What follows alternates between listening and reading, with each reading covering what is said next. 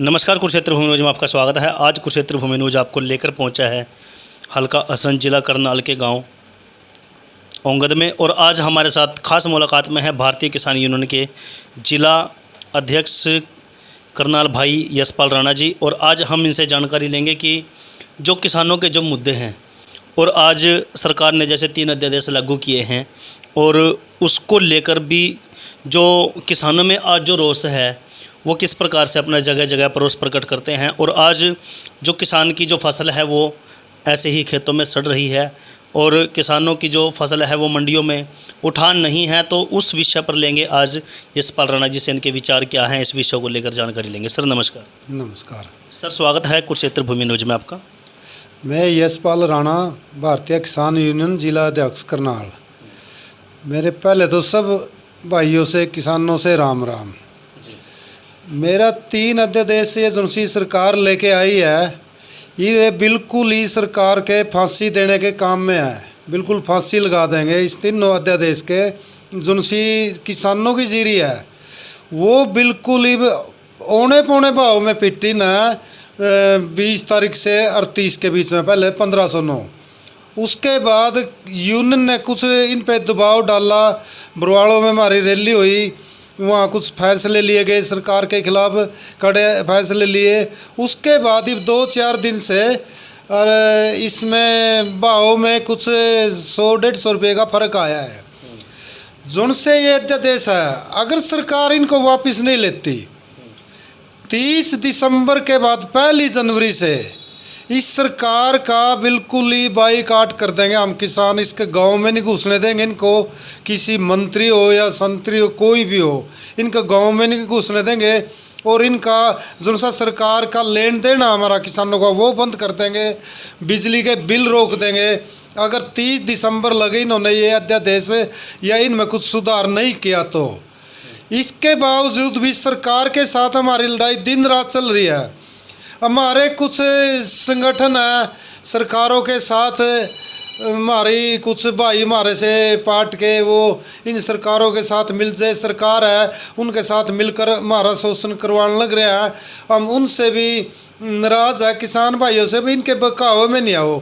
जिनसे कुरुक्षेत्र पीपली में किसान पटवाए हैं, आड़ती और राजनीति अखाड़ा था वो एक कांग्रेस का अखाड़े में जाके ये हमारे जिनसे प्रदेश अध्यक्ष कलवान लग रहा चुन्नी।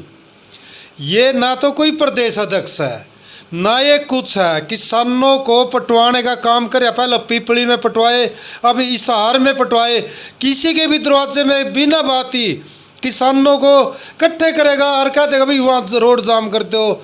ये कोई वो कारण थोड़ी है भाई किसानों को जगह जगह पटवाता फिरेगा। हम किसानों के बचाव के लिए दिन रात फिर रहे हैं। भाई गरीब किसानों को जाके लाठीचार्ज करा और उसका फायदा जो से हमारे आड़तिया वो उठा के अपना फायदा कर गया और बोर पिएगा। और किसानों को कुछ नहीं मिला। किसानों की ना ठुआई हो रही है मंडियों में, ना कोई तलाई हो रही है, ना गेट पास मिल रहा है। उनके लिए हम दिन रात मंडियों में जाते हैं, कभी कोई से हल्के में कभी कोई से हल्के में। इसमें जिम्मेदारों की सेवा में लग रहे हम तो। और सरकार से मेरी अब भी पहले भी है चुनौती है, पूरी चुनौती है। जितने सरकार के नुमाइंदे हैं अगर यहाँ तो बाज आ जाइए, नींद का ऐसा बुरा हाल कर देंगे ये गाँव की तरफ मुँह भी नहीं करने के। जी, तो यशपाल जी, जैसे अभी आपने बताया है कि गुरनाम चढ़ोनी जी किसानों को पिटवाने का कार्य करता है, तो सर किसान यूनियन का उनके पास जो पद है वो किस पद को लेकर अपनी जो पहचान है वो दिखावा है जो भी किसान भाइयों के बीच में जाता है, तो क्या कहेंगे आप इस बात? ये किसान भाइयों के बीच में जाता है 2013 में ये भारतीय किसान यूनियन का प्रदेश अध्यक्ष था। उसके बाद फिर सेवा सिंह आर्य बना। उसके बाद अब जो सा है हमारे रतन मान जी है प्रदेश अध्यक्ष। ये उसी चाल पे अब भी एक है तभी मैं प्रदेश अध्यक्ष हूँ, या कोई इसके पास सबूत हो भी मैं प्रदेश अध्यक्ष हूँ। भारतीय किसान यूनियन का इसके पास कोई सबूत हो हम इसको प्रदेश अध्यक्ष मानने के लिए तैयार है। कहाँ से प्रदेश अध्यक्ष हो या किसने बनाया इसको? अपने आप कहने से थोड़ी भी मैं भी कह दूँ मैं मुख्यमंत्री हूँ हरियाणा का, मैं कहा दी भाई मैं तो रक्षा मंत्री हूँ, ये कहने से कुछ नहीं होता। ये किसानों को गुमराह कर रहा, उनसे पर्ची काटता है, पैसे इकट्ठे करता है, फिर इलेक्शन लड़ा। ये भी इसने पीछे इलेक्शन लड़ा था, MLA का इलेक्शन लड़ा जी, लाडवा विधानसभा से। लाडवा विधानसभा से 750 वोट आई। इसको शर्म नहीं आती, फिर लोगों के बीच में जाता है, कहने लगता है मैं यूनियन का प्रदेश अध्यक्ष हूँ। अरे तू राजनीति करनी है तो अपनी राजनीति कर, इन किसानों के कंधे पे धर के क्यों राजनीति कर रहा तू? तेरे को राजनीति का शौक है। इससे पहले इसने अपने घरवाली खड़ी करी थी, कितनी वोट आई इसको पूछ ले, शर्म नहीं आती। जमान इतनी वोट तो गांव में एक चौकीदार खड़े हो से वो ले लेता है, इतनी ये हल्के में वोट ली है इसने। शर्म आनी चाहिए। किसानों को क्यों गुमराह कर रहा है, क्यों किसानों को पटवाने लग रहा है, क्यों किसानों की जीरी पटवाने लग रहा है? अब कौन से किसानों के बीच में आता है? किसानों के बीच में आए भाई ये दुख है, ये एक सिर्फ बयान देता है, अगर भी ये फलाने दिन ये कर दियो, रोड जाम कर दियो, अगर चलान हो जाएंगे जिम्मेदार कौन भुगतेगा?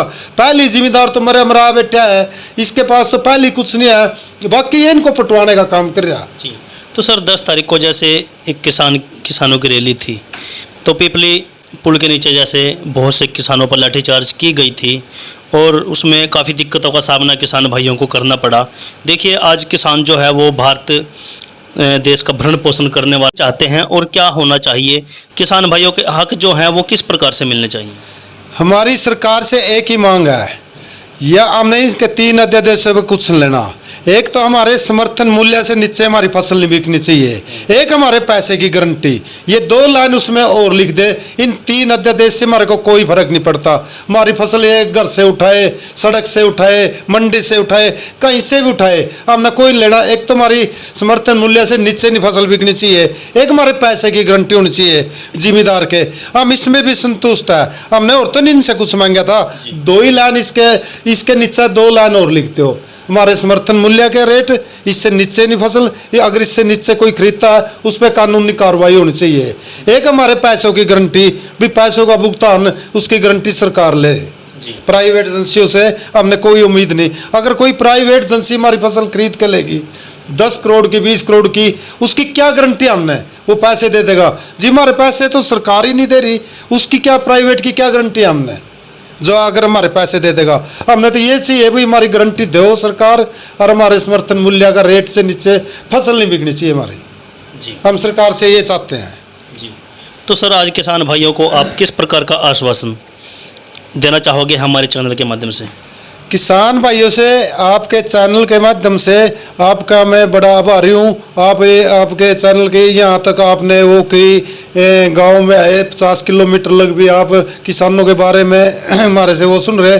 किसान भाइयों से ये आश्वासन देना चाहता हूँ, आपके भारतीय किसान यूनियन आपका एक भी नए पैसे का नुकसान नहीं होने देगी। आगे भी आपकी फसल भी पूरे रेट पे बिकवाएगी और आपके दाम भी सही दुआएगी।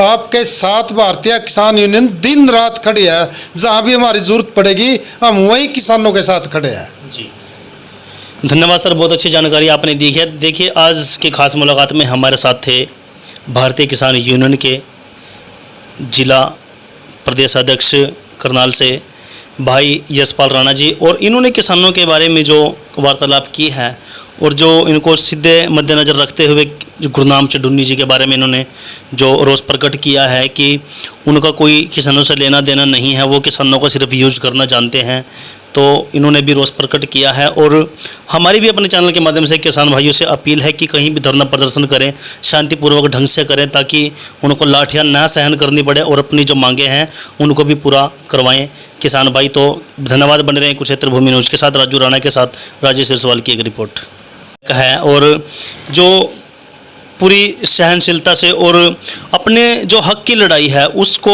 लड़ने के लिए अगर वो शांतिपूर्वक ढंग से भी अपना प्रदर्शन करता है, उसके बाद भी उन पर लाठीचार्ज की जाती है, तो किस प्रकार का एक्शन सरकार ने लेना चाहिए? देखिए सरकार भी इन्हीं की है, प्रशासन भी इन्हीं का है, तो क्या कहना चाहेंगे आप आज किसान यूनियन के माध्यम से? मैं किसान यूनियन के माध्यम से ये कहना चाहूँ, प्रदर्शन कराया ठीक था, प्रदर्शन कराया, रैली करी ठीक था, वहाँ तक भी ठीक था। 4 घंटे के बाद किसानों के बीच में आने का क्या मतलब था इसका? या तो शुरू में जानता वहीं रैली में अंदर वहीं धरने पे बैठ जाता। इतना भी किसानों का ये 3 अध्यादेश नहीं होते। किसान गए इस उम्मीद से गए भी हमारा कुछ होएगा यहाँ, हम इसकी वो करते हैं किसानों की भी, किसान इकट्ठे हुए हजारों की इसमें इकट्ठे। जुनसी भीड़ में रोड़ा होया, वो रोड़ा राजनीति था। कांग्रेस के उसमें आदमी थे, लोकदल के उसमें आदमी थे। इन आड़तियों ने अपने पल्लेदार मुनीम जितने भी है वो भेज रखे थे। पहले उन पल्लेदार मुनीमों के उनके माध्यम से भी पुलिस ने लाठीचार्ज बाद में किया जी, पुलिस पे उन्होंने पथराव करा। मैं उससे ये पूछना चाहता हूँ, अगर ये किसानों की रैली थी, बसें कहाँ से गई, किसने बसें की, किसने उनमें तेल डलवाया, किसने उनमें शराब की पेटियाँ रखी, किसने रोड़ा करवाया, इसकी इंक्वायरी हम करवाना चाहते हैं।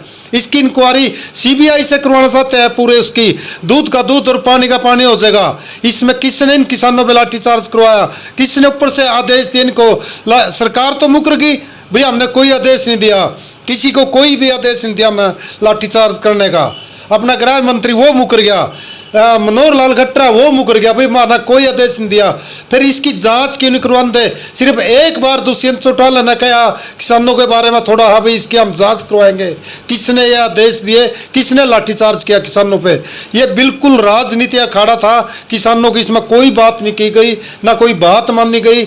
इसमें अगर किसानों की बात मानी जाती, अगर चढ़ूनी प्रदेश अध्यक्ष है वहीं धरने पे बैठता मंडी में, जब तक इसके अध्यादेश वापस नहीं होते वहीं भूख हड़ताल करता। जिम्मेदार उसके साथ थे, हम भी उसके साथ थे। यह के बाद अभी जिम्मेदारों ने पटवा के और उनके बीच में आन के खड़े हो गया। फिर